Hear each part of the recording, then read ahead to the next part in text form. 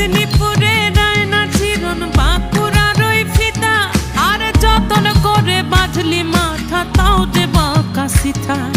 পেছ পাড়িয়া